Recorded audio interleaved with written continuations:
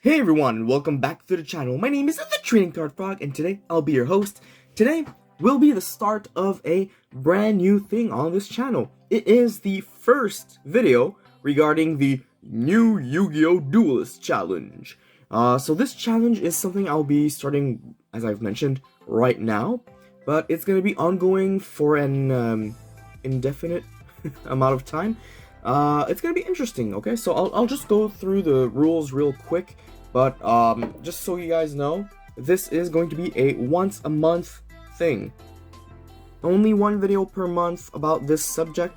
It's not gonna be something that will prevent the regular stuff on this channel. It's just I wanted to try something new, you know? So, what is the new player challenge? Well, how it began. That's actually a little interesting, I guess. So why am I doing this? Lately, whenever I go to an event, I've been playing some, some semi-competitive decks. I've been playing some tricky stuff, some fun stuff for me or for meta players, but I feel like it's just not there anymore. It's just not a challenge. It's really just about spending money and money and money. It's not about playing cards. It's not about knowing your cards that well. It's about, getting the best deck all the time. So what I decided to do is start the new player challenge. So basically, I'm going to simulate me being a teenager, a brand new teenager who wants to play Yu-Gi-Oh! They've watched the anime, they've played maybe one of the video games, I guess Master Duel or something, and they want to start playing the game. So for a birthday, they ask for some trading cards, So that's the premise we're going with. The initial budget will be what the child or the teenager would be getting for their birthday gift. So let's assume, since this is, something new, the parents don't really know much about this game. They don't really plan on, their child playing the game for long necessarily. Maybe he's just gonna, it's a phase, maybe, as they would say. So let's just say that they invested a small amount and they bought one structure deck, which is the brand new structure deck, Legend of the Crystal Beasts, and they bought one tin, which I said I kept one aside for a future vid in the last video where I opened some tins. So this is the one. This is the tin, guys and gals. This is it. That's the one. But yeah. So basically, this is about starting up from nothing and getting better. The challenge will be with this starting amount, and since it is kind of a birthday, it's not just these two items, but I'll go into details a little later with the rules, but there's a little more invested in the starting of the game, and we'll have these two decks as well, but I'll get into that a little later. The goal is, with this as a starting point, once per month I will be going to a local event, and I will try to place first. The challenge will continue until I hit first place. So that's why earlier I said it's, indefinite. I don't really know when or if I'm ever going to achieve first place with this challenge, but it's going to be an attempt. It's going to be interesting to see the progress, the evolution of the deck, to see, how it does, what I face, how the meta changes, what I can do, and everything like that. It's going to be interesting, at least. So, I've been mentioning there are some rules. Well, yes, there are rules, obviously. So, first off, what do I start with? As I've mentioned, the birthday gift from the teenager's parents is this. Just this. And let's assume they received $50, okay? So I'm gonna assume there's an additional $50 in here. Those $50 can be used to buy some sleeves, for example, some hero sleeves or something. Maybe some other sleeves, because that's just a pack of 50 and it needs some for an extra deck or whatever. So there's going to be some sleeves, and there are going to be 2 more structure decks. So if we account for the structure decks being about $15 here in Canada at least, so that's at least 30 out of that 50 gone. and the sleeves, and well, I guess 2 packs of sleeves maybe, I don't know. Let's just assume sleeves will be about $10 in. We also have a tin here, which we can use as a deck box, so that's not so bad. So yeah, the story would go along the lines of this kid has gotten one of these and one of those, and he wants to, you know, play this better. And inside these, we'll open this on the video, but inside these there's a little booklet, you know, that tells you the combos. And with that, you know that you will need some cards more often. So he bought 2 more, and when he went to the store, he probably went to a hobby store, you know, like a local place, because he wants to play games anyways, so might as well go to that place to see what it looks like. Well, he bought those 2, and he learned that he needed some sleeves to play. So, you know, that's the basis of it all. So I have about $10 loose, maybe 15. So, you know, that's how it's gonna be. I'm gonna use Canadian dollars because that's where I live. You know, I live in Canada. So everything that I account for is gonna be in Canadian dollars. But since taxes are different from province to province, for those outside of Canada, a province is the equivalent of a state. Anyways, since taxes are different, I'm just gonna avoid calculating taxes. They're a pain in the ass, they're boring, they make math very unpleasant for buying stuff, so I'll just ignore all taxes. So that's why with the budget we're about at $10 to $15 left. I don't know what to buy yet with that. I can't buy another tin, and we'll see how it goes. We can accumulate weekly, and that's where we are going actually. There will be a weekly budget, so I'm going to allow about $10 allowance per week to this teenager. What I add? Anyway, so I'm gonna give about $10. Let's say the guy does a lot of chores around the house, and when I was a kid it was $5, but I've got a few friends who are parents themselves, and they allow 10 per week to their kid, because nowadays 5 is not much. It's really not enough. With $5, the teenager wouldn't even be able to buy 1 pack a week. So that would be a little difficult. Let's just assume that, you know, he gets 10 a week, but since he has other things he wants to do, he's not going to spend the whole 10. So a monthly budget would be $40, but let's aim to spend less than $40 if possible. Like, for example, if in a month I would like to buy 2 of these, at $5 a week I wouldn't be able, but at $10 a week I would be able, and there would still be $10 left. So that's the example I'm going to give you guys. There are going to be some cumulative months. So let's say at the moment there's 10 to 15 left. I'll just put 15 because that's, you know, it's giving me a small advantage. But yeah, let's say there's 15 now. In a week, I'll have 25 instead of 15. It's not going to reset every week. I can accumulate and eventually maybe be able to buy a full display, like a full booster box or something, you know? We'll see how it goes. We'll see what the needs are. Once a month, as I've mentioned, I'll be going to a tournament. I'll consider that tournament free of charge.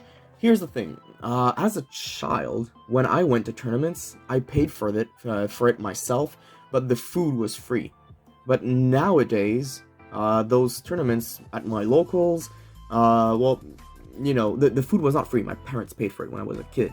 So nowadays, since the locals where I would be going is hosting tournaments after dinner, there's no need to buy food, so let's just assume once a month the parents want to have a night together, and, you know, they just give the kid $10 to go to an event.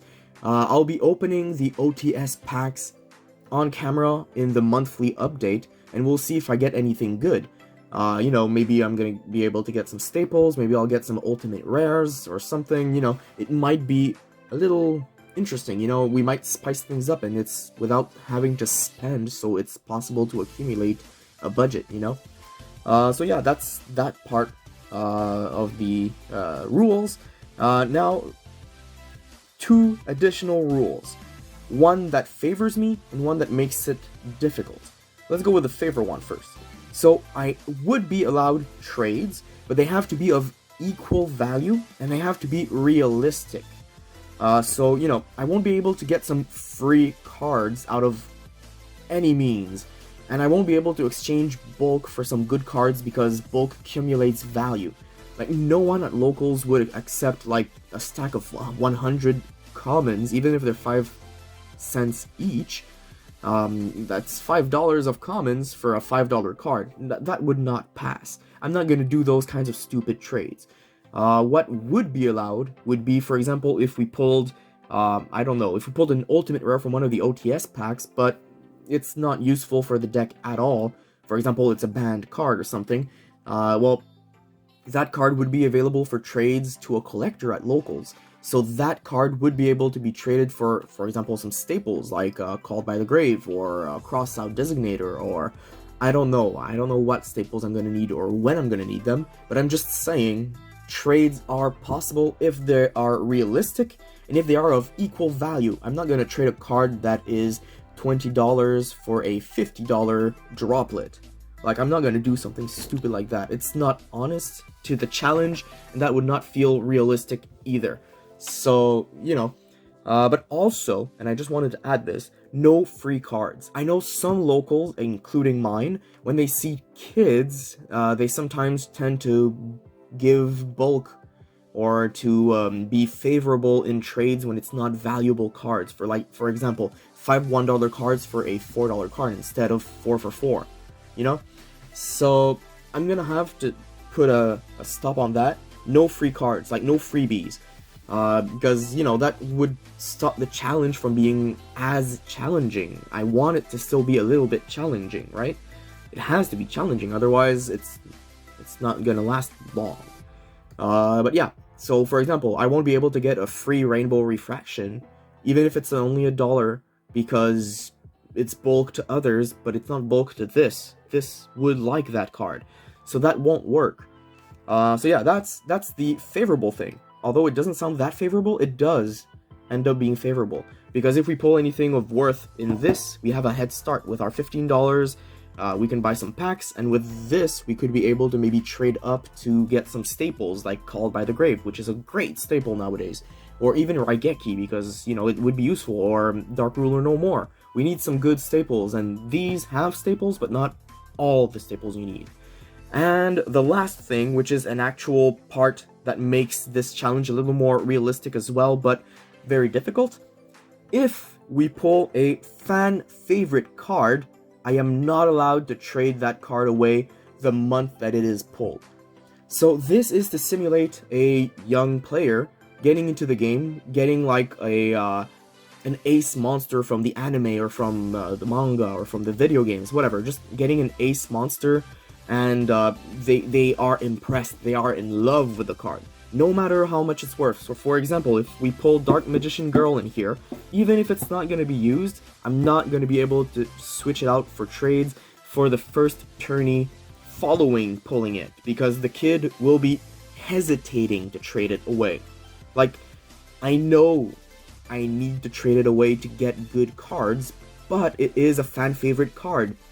People don't just trade those away easily when they actually love them. You know, it's kind of a conflict inside the player, so they can trade it the next month, but not before a tourney has passed. So that's going to be a little challenge, because I don't know, maybe let's actually start opening this soon. No, wait, I'll open one of these. I'll put the other two in the background there. We'll see what's inside. I already know very well what's in there, and it's very darn good for staples, and it's okay for, you know, play, but it's not optimal. It's gonna have to be a very strategic method of winning. It's gonna be small battles, not big battles. It's not gonna be an easy one, fellas. But, you know, the reason we don't need to buy a playmat is we have a playmat in this deck box thing. There we go. It's beautiful. I like it. Picasso. Poor mean. Anyways, yeah.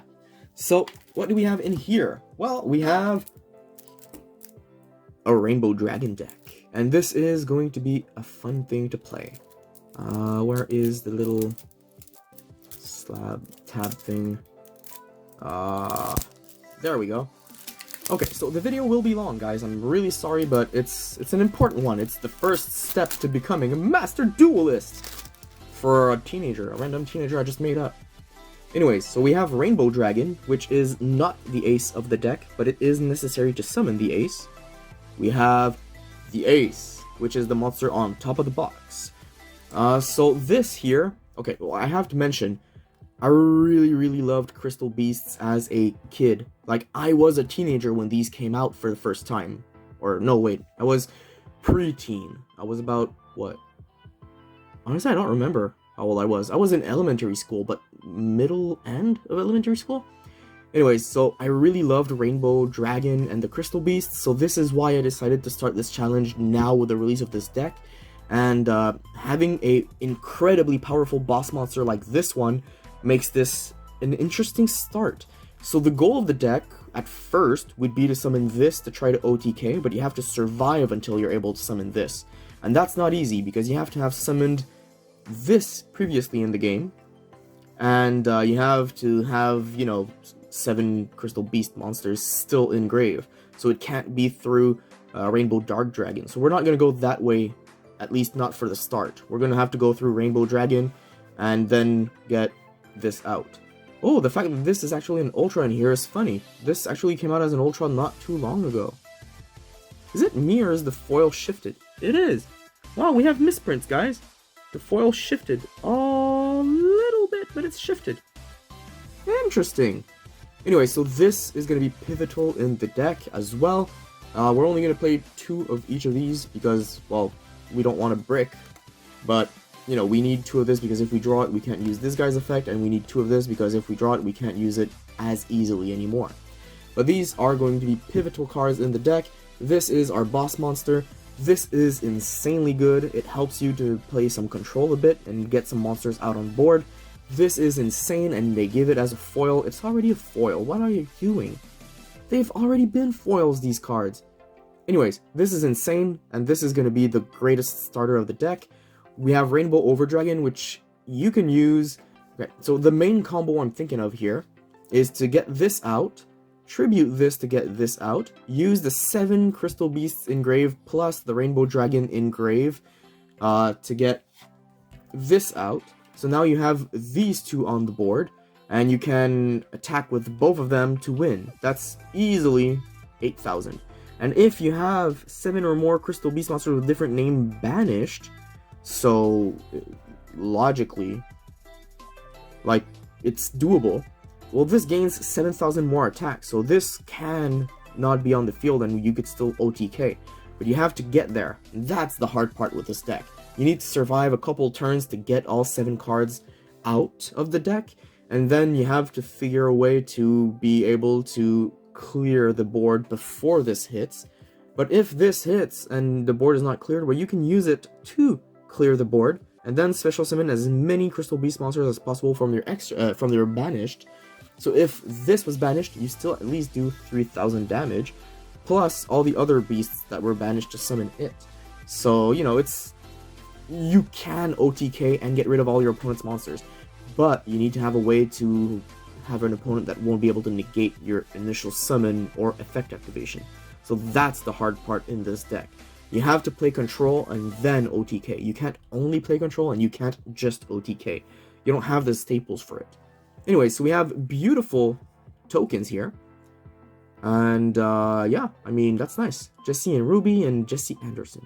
Cute little tokens. I collect tokens, so I'm okay with this. We have 1 of each Crystal Beast. Crystal Sapphire is going to be very needed with Carbuncle, so these 2 are going to be a very big match. We're going to put this at 3 for sure, but all the other ones, just 1 of each is enough. This won't be played because it doesn't work too well with the main guy, but it doesn't hurt. This is going to help, this not so much. No, this is a staple. That's nice, but I don't know if I want to play it yet. Same for this one. This is a must play. It's insane that we get a deck with these 2 right off the bat. Like, these can help stall the opponent just a bit, but that just a bit might be enough to get our 7 Crystal Beasts out, at least on in 2 turns. So, you know, we might be lucky with this.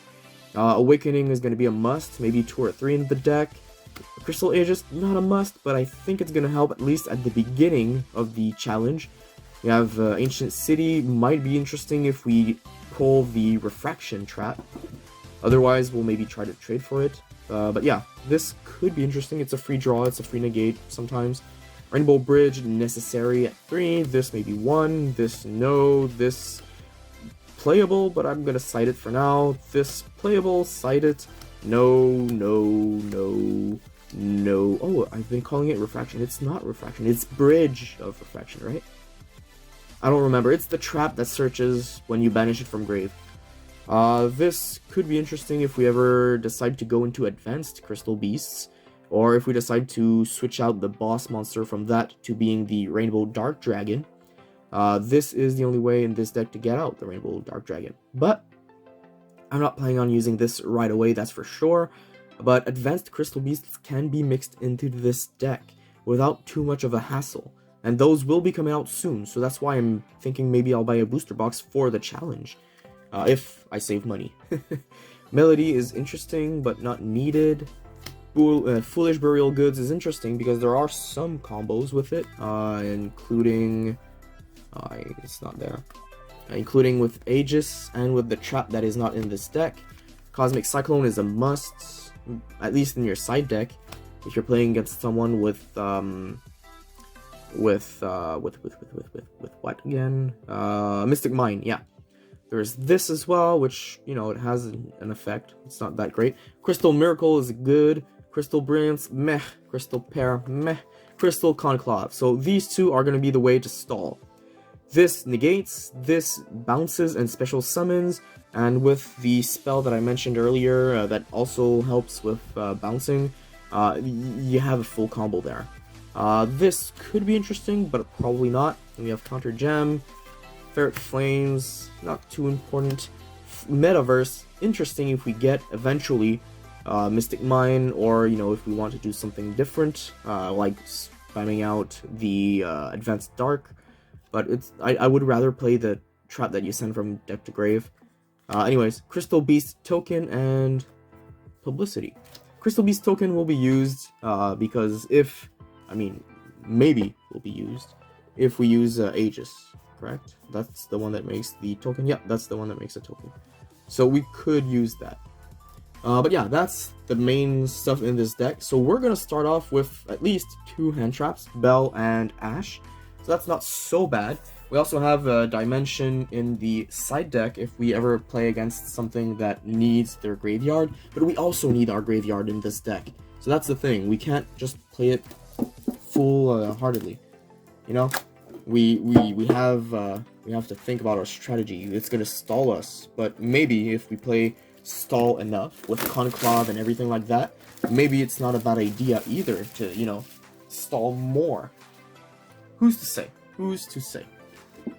Now, at least, we'll open our 3 first packs that will maybe end up boosting the deck. And next installment of this challenge, I'll be showing off the deck with the list I will have used at a tournament that might include some of these pulls, and I'll include as well opening of stuff that will have been acquired in the next month. So here we go. Hopefully we'll pull something good. Something like a good staple would be nice.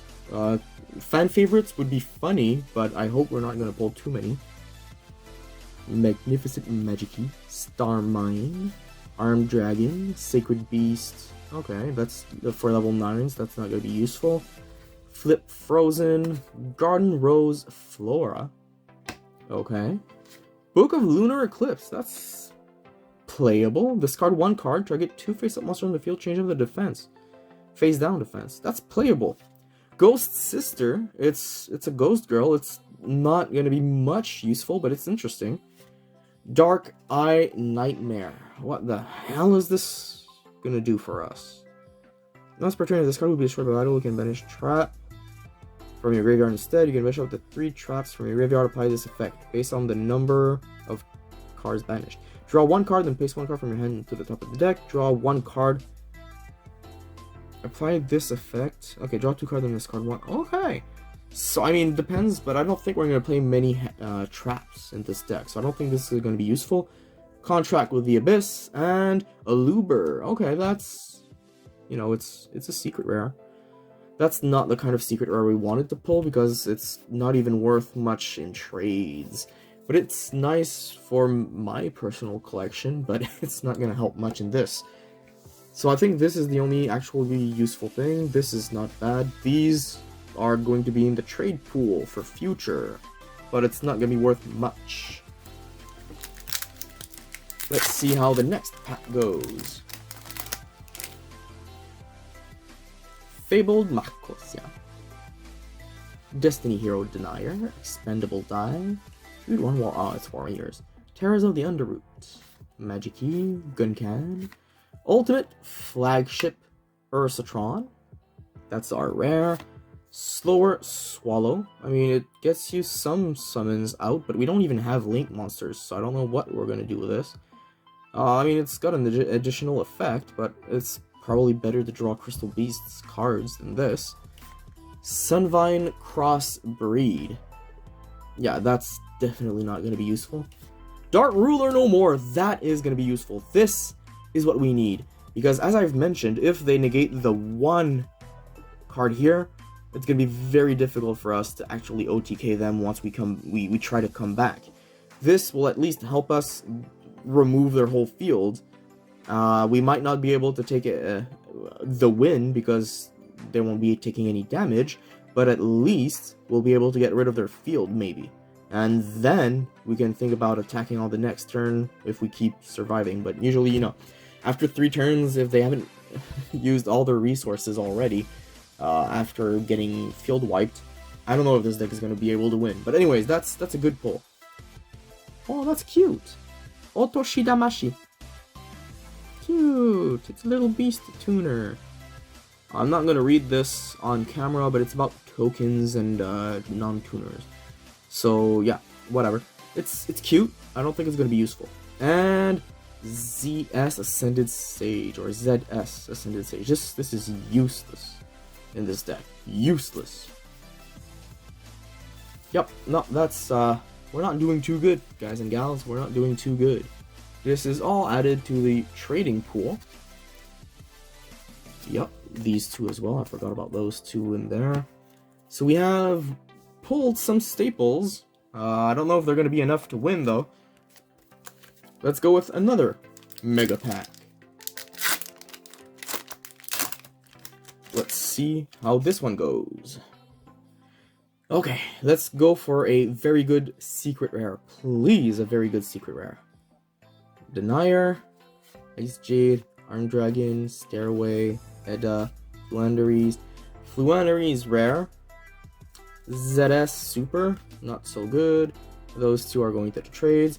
ZW, not good either. Synchro Overtake as our Ultra, number 1. Dimension Shifter, we have a freaking hand trap, which was already 3 times in our pool, but this time it's actually a foil, so I guess this is gonna go into the trades. And our secret is Crossout Designator. Hey, that's not bad.